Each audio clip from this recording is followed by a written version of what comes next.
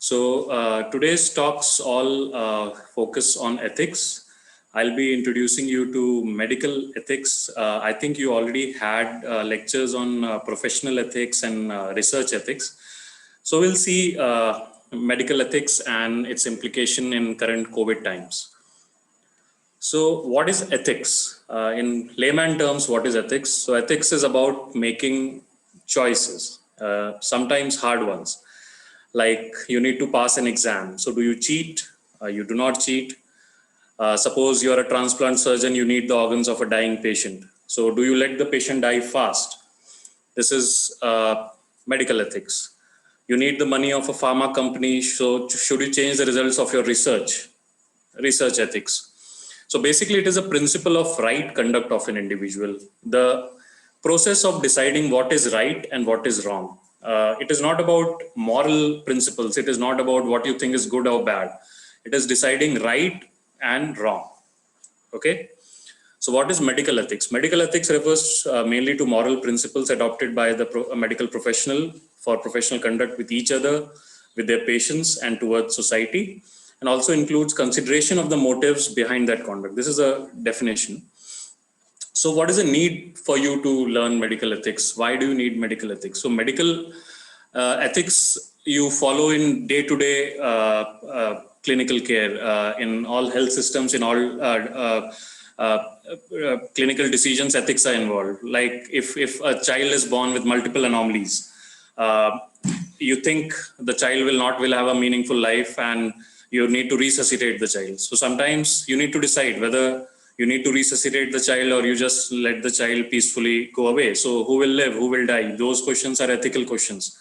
Who will get what treatment? So in current COVID pandemic, so many treatments are coming, HCQ, Remdesivir.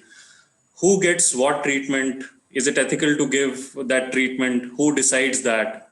And how do we decide that? So all these questions daily, all the questions are ethical questions, right?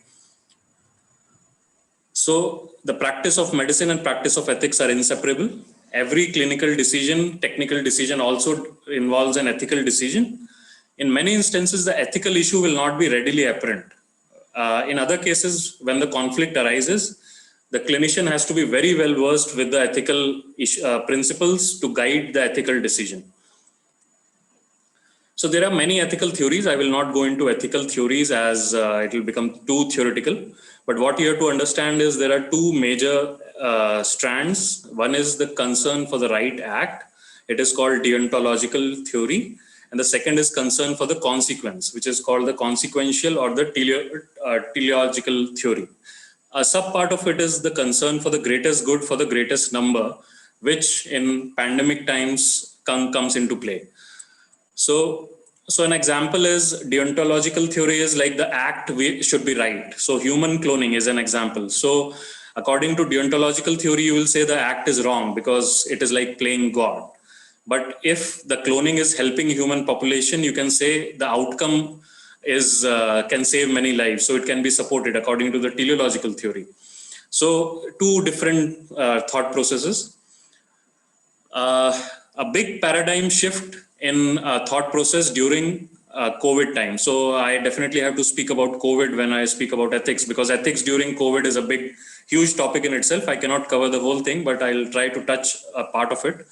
So on your left side, you see what ordinarily we do. Like the act has to be right. It has to be ethical. We focus on the individual. Thorough assessment of the patient, first come, first served. We have to give the maximal treatment, do a careful follow-up. We have unlimited resources. We have good capacity, good facility.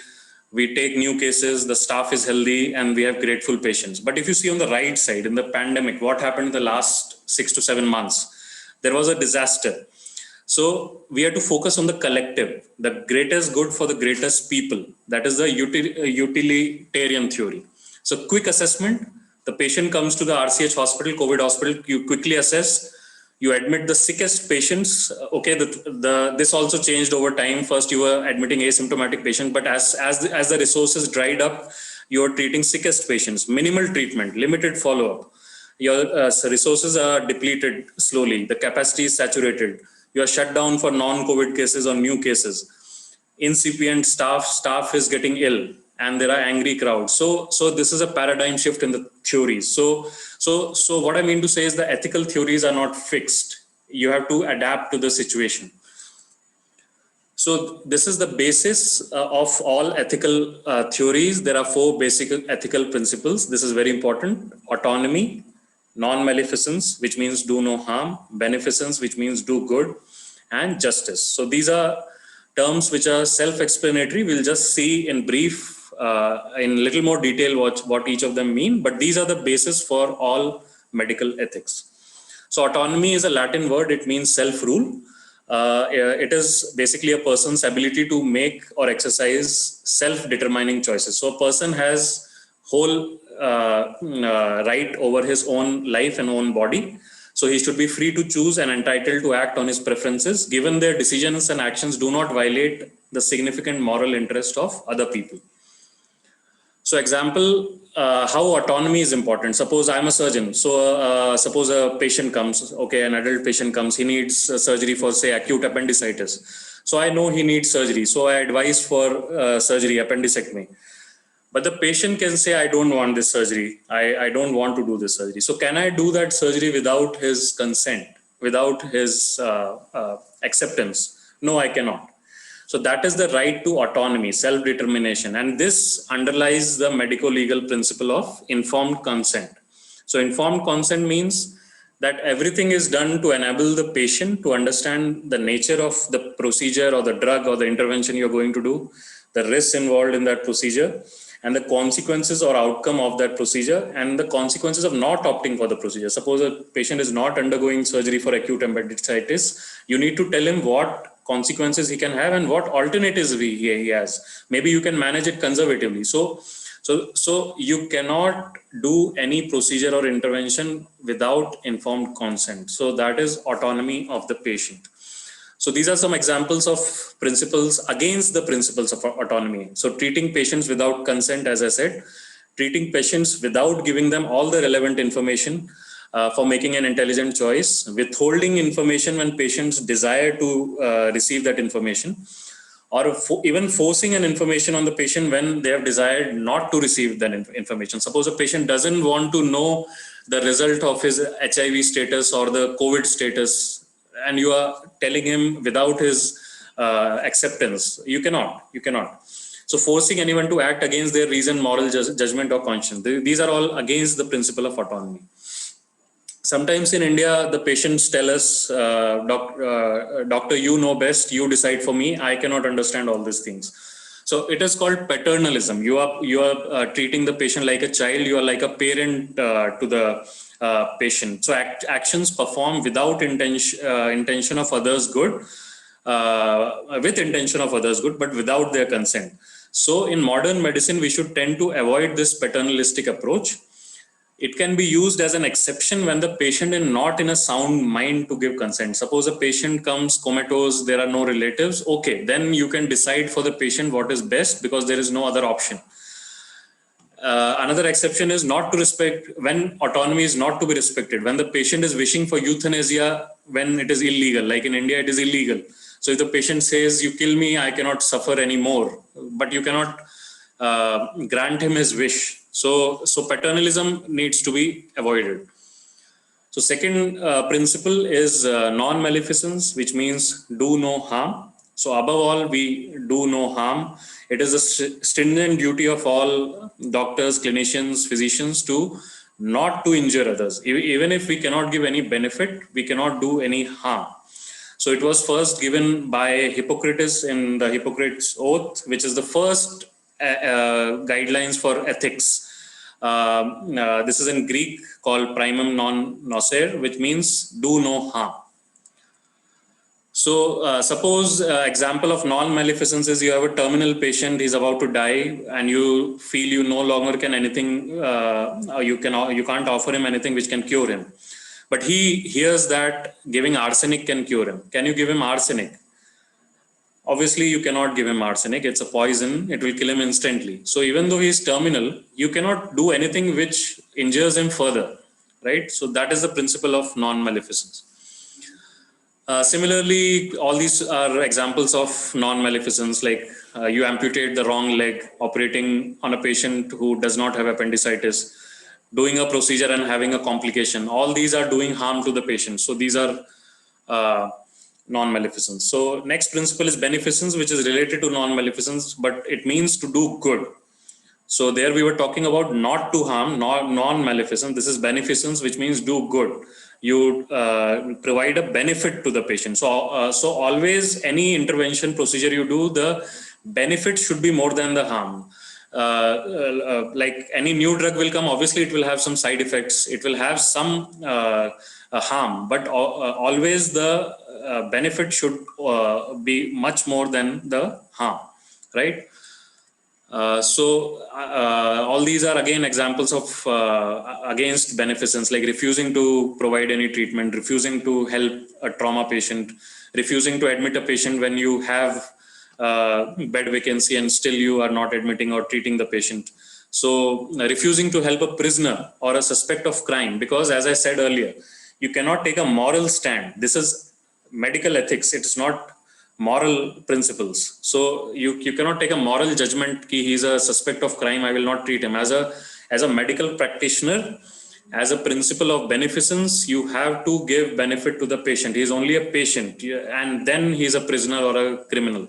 So you have to treat that patient. So fourth principle is of justice, which basically means all people should be treated equally, fairly, and uniformly. So procedural justice is when it will be your turn, you will receive the same treatment as others, right? And distributive justice is how to divide the burden and benefits. So allocation of the healthcare resources, such as in the pandemic, when the ICU beds are short, the ventilators are short, but we have to allocate the resources in the best possible way. So we have to give justice. So against justice is what? Like treating only some special category patients or VIP patients and not treating to the common man. So that is against medical justice, against ethics. So same thing, favoring one patient over other, or senior doctor treats only private patients or VIP patients. So that is against justice. So after these basic principles, so there are conflicts. So there will be conflicts which are common in everyday clinical practice you will encounter, and where the four basic principles will be in conflict with each other. Either the autonomy will be in conflict with beneficence or non-maleficence, or the justice will be in conflict with beneficence or non-maleficence. We will see some examples, but there is no simple way to answer these conflicts. Each case must be weighed on its own. You should seek help and discuss the issues with colleagues or ethical experts. The biggest example of conflict in recent times is during COVID-19 pandemic. So providing ethical care in a public health emergency. So as clinicians, we are trained to treat individuals. Like I am trained to operate on a patient, like two, 3, or maximum 5 patients in a day. But public health emergencies require clinicians to change their practice to respond to the need of the entire population. In COVID-19, the entire population of the world was affected. So we have to ensure the fair allocation of resources, requiring clinicians to prioritize the community. And we have to shift from a patient-centered practice to a community-centered practice. So again, the same thing, duties of clinical ethics versus public health ethics. So clinical ethics focus on individual patient, and public health ethics focuses on the community. In community ethics, we have to promote public safety, protect the community, and to fairly allocate the resources. This is just a slide showing how the resources go from being available to non-available as there is increasing resource scarcity, which we saw in the last few months. The supplies become unavailable. Sometimes, like in natural disasters like tsunami, the infrastructure like the hospitals itself can get destroyed. The staff can become non-available if they are affected by COVID, or in a natural disaster like tsunami or like cyclones, the staff may not be available. So the resources become very, very scarce. So the ICU ethics during COVID. So ICU, the provider in the ICU, he has to take care of the patient with a fatal illness. He has to allocate resources in a fair manner. He also has to take care of patients even if there is inadequate personal protective equipment, that is the PPE. and the visitor restrictions and impact on patients and families is huge. We have seen in COVID hospital, a lot of times the patient passes away and he's not able to meet the near and dear ones in his last moments, which was unthinkable a few months back. But now it is a reality that those bodies have to be disposed of so that they don't infect others. So that is a reality. So some other ethical dilemmas in COVID-19, I will just share few dilemmas and the recommendation. This is from Journal of American College of Surgeons from May 2020. It was in the early times of COVID. These recommendations were given by American College of Surgeons for ethics in the time of coronavirus. So I will just share few dilemmas. It's a long document. You can go and read it if you want. One dilemma is, what are the professional responsibilities of healthcare workers in treating patients with coronavirus, given the risk of being infected as they care for them? And do we as medical professionals have a right to refuse to treat a COVID-19 patient? Or do we have a duty to treat the patient no matter how high is the personal risk? This was the question which came to everybody's mind. It still comes to everybody's mind, whoever is treating the COVID patient, that can you refuse to treat a COVID patient? And my personal risk, my personal safety is at stake. So what are the recommendations for that?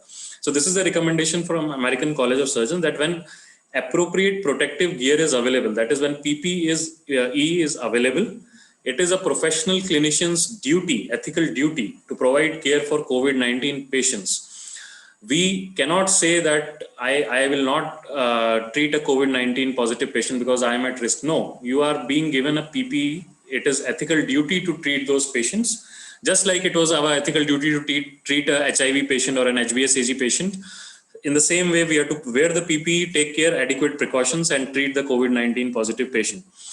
If the recommendation also says if the appropriate protective equipment is not available, as it was not available in many other centers in India, we were lucky in SGPGI, we always had very good PPE, but in many centers there was not adequate PPE. So in that case, each provider should use his own judgment and to assess the degree of personal risk. And still, the healthcare workers have risen above their level of duty, and even in many places without adequate protective equipment, still they have done their duty, ethical duty, and they have treated these COVID-19 positive at huge personal risk.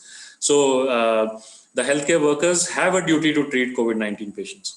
So second dilemma is, which is a common question, is how do we allocate scarce resources such as ICU beds, ventilators, and certain medication?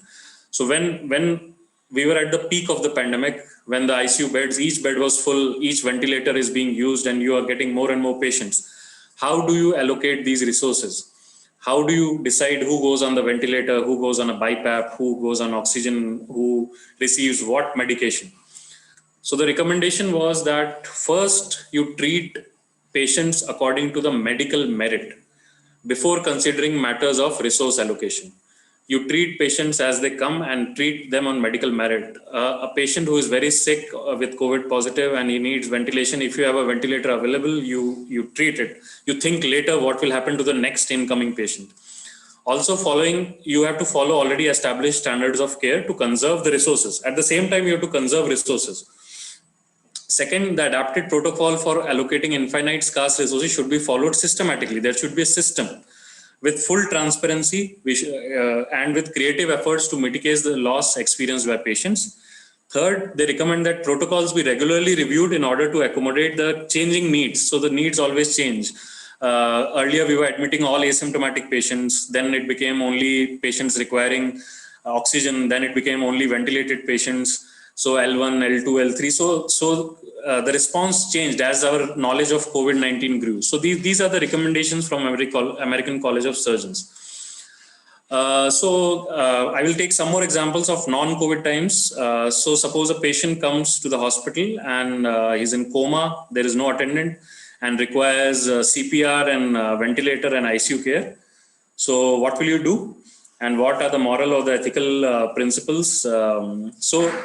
So the ethical principles involved is obviously autonomy goes out of the question because the patient is comatose, so he cannot decide for himself. So here you have to decide for the patient. So obviously you will have to do a resuscitation, put the patient on ventilator, take him to the ICU, and do what you can do best for the patient. So that is the beneficence and non-maleficence, and the autonomy is not there. So continuing the same, I'll just take few examples and then we'll stop with the last few slides. So the same patient in coma moves to the ICU, but soon becomes his liver is completely damaged. He's in liver failure. Now you know that the cause of his liver failure was chronic alcoholism. He's a chronic alcoholic and his liver is completely in chronic liver failure. So now what do you do? What ethical principles? So again, the principles are that autonomy is not there, as the patient is comatose. So again, there is no relative. You have to decide for the patient. And so you do what is best for this patient. You cannot take a moral stand that is a chronic alcoholic. You cannot judge him and say, no, I will not treat him further. So beneficence and non-maleficence, both principles come into play again, and you have to do what is the best medically for this patient. So continuing the same, I'm continuing the same root question. So now this patient's family comes in and begs you to keep him alive by whatever means. At the same time, a victim of a car accident has just arrived at the hospital and he needs an ICU bed. But there are no more ICU beds, as happens very frequently at SGPGI. So what do? Can you shift out the previous patient who was in chronic liver failure and take this patient because he's a trauma patient, is a more salvageable patient? No. I think again the ethical principle of beneficence and non-maleficence. You cannot harm the previous patient. You cannot. Okay, this patient needs treatment. You have to do beneficence for this patient. So you have to make arrangements for him, but not at the cost of the previous patient. You cannot take a moral judgment in this case. Next, again, continuing the same line, the son of a colleague, your colleague, has come forward to offer part of his liver for a live donor transplant. So what do? Do you take this liver, or you advise, no, this patient was a chronic alcoholic, he has destroyed his own liver, so don't give your liver, you are at risk? No. Now the donor's autonomy comes into play, right? He wants to donate his liver, he has full rights, and you have to take it. You have to do the transplant if medically feasible. So beneficence, non-beneficence, autonomy, justice, all principles come into play. Again, continuing, it's a long thread. Victim of that traffic accident dies. That family agrees to donate his liver. However, there are others on the waiting list above the patient who is a chronic liver failure patient. So can you, and those patients who above on the waiting list have liver failure due to iatrogenic causes like allergies to medication given by the doctors. So can you give them preference? So what are the ethical principles? So I feel you cannot give them preference unless other indications are there, because justice has to be done. This patient is comatose. His liver has completely failed. He is in hepatic encephalopathy. So you have to transplant his liver. If his family desires, their autonomy comes into play, justice comes into play, beneficence comes into play, non-maleficence comes into play. So all the factors again come into play in this thread. So that was the last question. So I'll just wind up. Modern medicine has brought new dilemmas and new conflicts. And concluding, whenever there are choices to decide, whenever we have a clinical decision, it is also an ethical decision. Modern medical ethics work on the principles of respect to autonomy, beneficence, non-maleficence, and justice. Every decision, either small or big, on a patient should be based on these principles of ethics. And we should always ask ourselves at the end of the day, did we do the right thing today? Thank you very much.